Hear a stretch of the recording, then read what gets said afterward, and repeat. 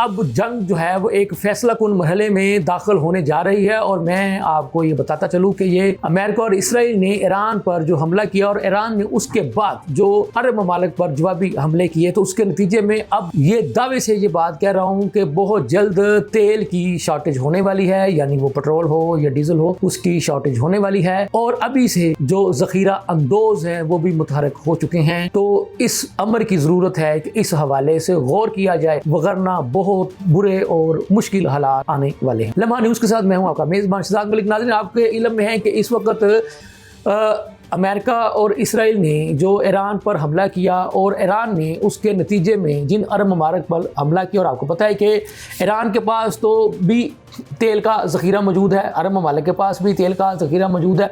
अब देखने वाली बात यह है कि जब ये जंग जो है इसी तरह से आगे बढ़ती चली जाती है और तेल के ज़खायर पर भी अगर किसी अतराफ़ से कोई चीज़ आकर के गिर जाती है और उसके नतीजे में जो आग भड़केगी, या इसी तरह से अगर वहाँ पे कोई चीज़ नहीं भी गिरती या कोई नहीं भी गिराता, तो अगर यही सूरत आ रही और तेल की आमदरफ़्त जो है वो यकीनी ना रही, तो फिर भी आपको पता है कि शॉर्टेज होगी। तेल के बगैर तो आपको पता है कि अब दुनिया का निज़ाम चलने से रहा, गाड़ियाँ तो तेल से चलती ही चलती हैं। अब तो बहुत सारे जो कारोबारी जो आपको पता है इदारे हैं, यानी जो मसनूआत बनती हैं वो भी डीज़ल से बनती हैं, मुख्तलिफ ज़रूरियात है उसकी, जैसे वो आपको पता है कि हमारे मुख्तलिफ जो इंजन होते हैं उसकी वो ज़रूरत है। लेकिन अब सूरत हाल जो है वो बड़ी गंभीर सूरत हाल की तरफ जो है वो बढ़ रही है।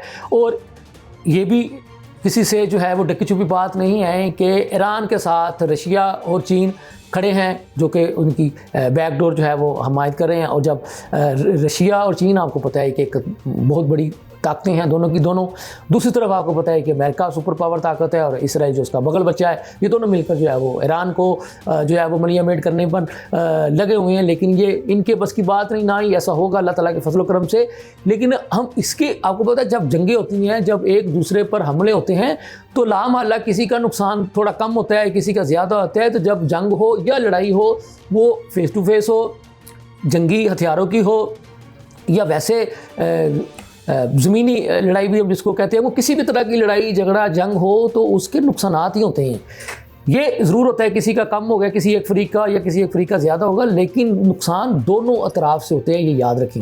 अब देखने वाली जो बात है वो ये है कि क्या अब जो ट्रंप साहब हैं वो अपनी इन पंगेबाजियों से बाज आते हैं या नहीं आते हैं। और आपको पता है कि जो चाइना है वो तो हाइड्रोजन जो बम है, जो हाइड्रोजन की जो पावर है वो भी रखता है। तो हाइड्रोजन बम पावर का मतलब है कि वो तो 28 मिनट में जिस मर्जी खत्ते को चाहे तो वो तो मलियामेट कर सकता है। क्या जो है वो दुनिया तीसरी आलमी जंग की जानब बढ़ रही है?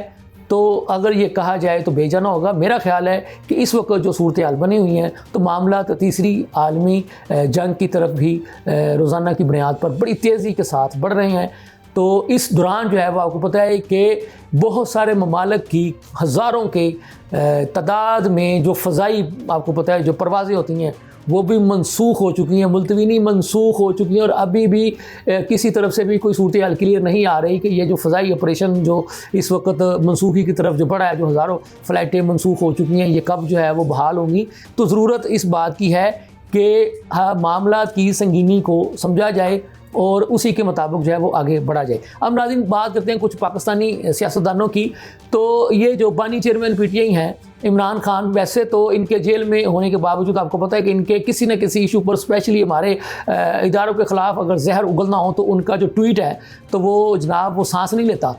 तो अब जब से ये इसराइल और अमेरिका ने ईरान पर हमला किया है, तो इमरान खान के उस ट्वीट से जो कि उनका न जाने कौन संभालता है कौन नहीं, तो उसको इतनी ज़रूरत नहीं हुई कि वो इमरान खान के उस हैंडलर से कि वो जो है वो एक मजम्मती ट्वीट करते हैं अमेरिका और ईरान के ख़िलाफ़, लेकिन उन्हें ऐसी ज़रूरत नहीं की।